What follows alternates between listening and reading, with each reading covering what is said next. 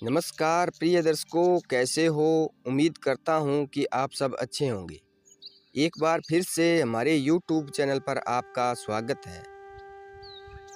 तो प्रिय दर्शकों, आज की वीडियो में हम बताएंगे कि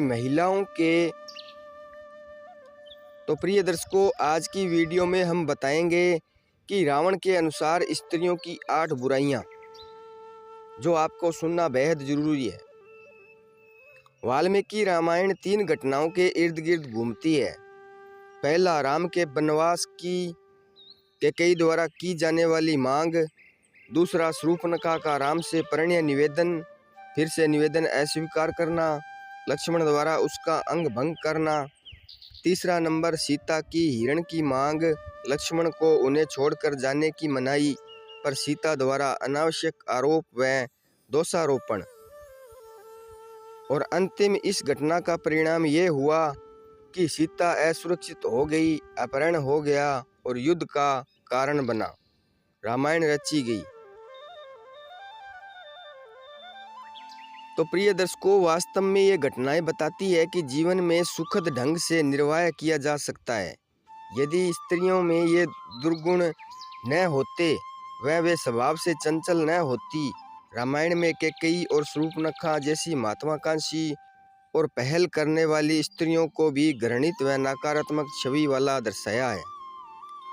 तो प्रिय दर्शकों, वीडियो के अंत तक बने रहना और हमारे YouTube चैनल को सब्सक्राइब कर लेना और बेल आइकन दबा लेना, ताकि आगे की वीडियो आप तक पहुंच सके। वहीं गोस्वामी तुलसीदास की रामचरितमानस के दोहे के अनुसार सीता को वन से हरण कर ले जाने के बाद रावण उन्हें लंका ले गया। जब श्री राम को सीता जी के लंका होने के बारे में पता चला तो उन्होंने लंका पहुंचने का प्रयास किया और अंत में वे अपनी वानर सेना के साथ लंका पहुंचने में सफल हुए। उनके लंका पहुंचने की खबर जब लंकापति रावण के राजमहल तक पहुंची, तब रावण की पत्नी मंदोदरी डर गई। वह तुरंत अपने पति के पास गई और उनसे अर्ज की कि वह युद्ध ना करे, सीता को उनके पति श्री राम को सही सलामत वापस दे दे और उनसे क्षमा मांग ले। अपनी पत्नी की बात सुनने के बाद रावण ने उससे पत्नियों के 8 अवगुणों के बारे में बताया था। तो प्रिय दर्शकों, वह 8 बातें इस प्रकार से है। पहला नंबर, साहस। रावण ने कहा था कि महिलाएं साहसी होती है, लेकिन अक्सर अपने बल का प्रयोग वो गलत जगह करती है। रामचरितमानस में वर्णित दोहे के अनुसार पत्नियों में जो पहला अवगुण पाया जाता है वह बहुत ज़्यादा साहस होना। साहस होना अच्छी बात है, लेकिन रावण के अनुसार स्त्रियों अपने साहस का अमूमन गलत जगह इस्तेमाल करती है। जैसे उन्हें अपने से या जैसी वे परिस्थितियों की अपेक्षा करती है उससे प्रतिकूल कुछ दिखाई दे तो वह उसे बदलने के लिए साहस के साथ आगे बढ़ती है। वे ये नहीं समझ पाती कि उनके द्वारा दिखाया गया साहस सही है या नहीं। दूसरा नंबर, झूठ। स्त्रियां अक्सर झूठ बोलती है क्योंकि वो कोमल हृदय वाली होती है, जो कि अक्सर अपने की बातों को छुपाने के लिए झूठ बोल देती है और बुराई का कारण बनती है। रावण के अनुसार पत्नियों में जो दूसरा अवगुण देखने को मिलता है वह उनकी निरंतर झूठ बोलने की आदत है। ऐसा नहीं है कि वे पल पल झूठ बोलती है, लेकिन वे बातों को छिपाने के लिए अक्सर झूठ का सहारा लेती है। यह सत्य है। पूर्ण रामायण काल में मंदोदरी ने भी रावण से कई झूठ बोले। कई बार उसने रावण से बातें छिपाई। इतना ही नहीं, युद्ध के दौरान मंदोदरी ने दुश्मन का साथ भी दिया।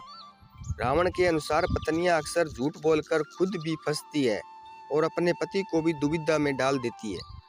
तीसरा नंबर, अस्थिर और चंचल।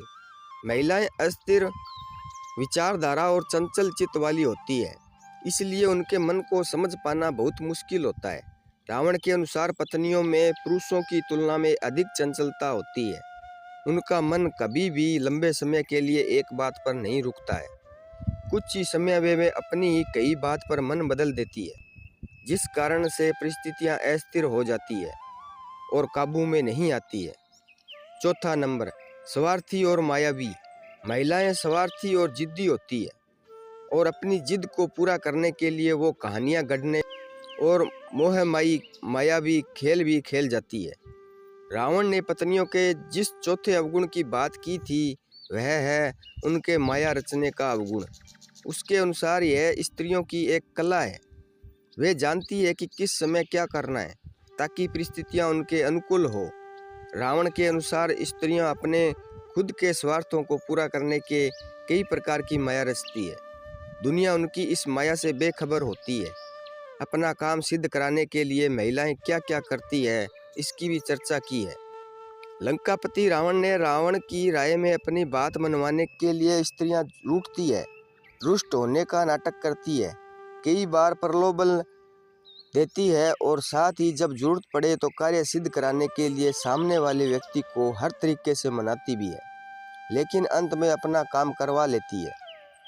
5वां नंबर, घबरा जाती है।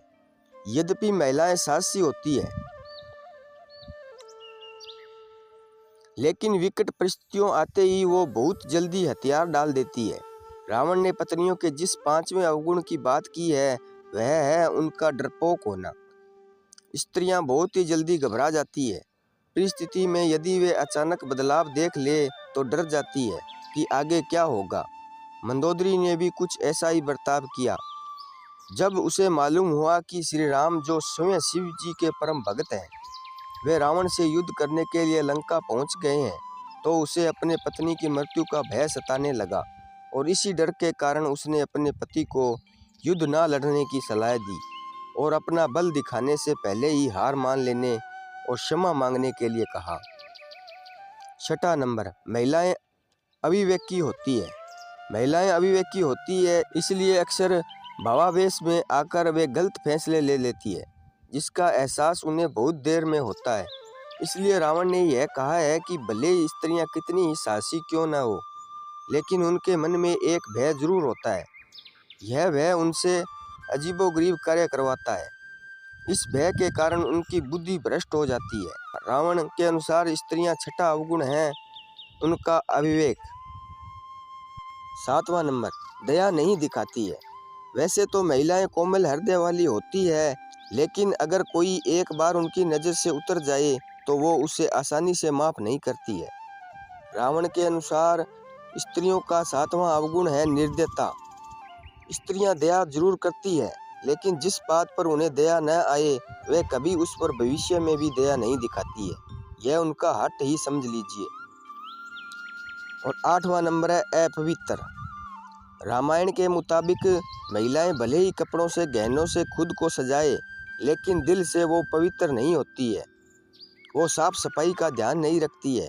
इस कारण रावण ने महिलाओं को अपवित्र कहा था।